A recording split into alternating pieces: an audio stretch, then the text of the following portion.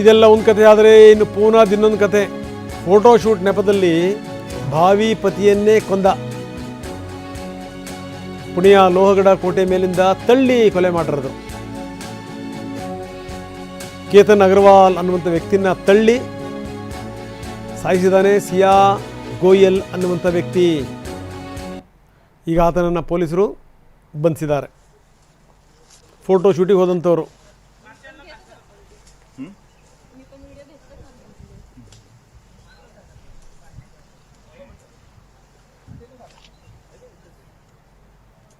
ಇವ್ರು ಏನಾಗಿರುತ್ತೆ ರೋಗ ಅರ್ಥ ಆಗದಿರುವಂಥ ಸಂಗತಿ. ಬೇಡವಾ ಬೇಡ ಅನ್ನಬೇಕು, ಹೋಗಬೇಕು. ಅದು ಈ ರೀತಿ ಕೊಲೆ ಮಾಡೋದು ಬೆಂಗಳೂರಿನಲ್ಲಿ ನಡೆದಂಥ ಬಹಳ ಹಿಂದೆ. ಈ ಆಕೆ ಲಾಯರ್ ಕೂಡ ಹೌದು.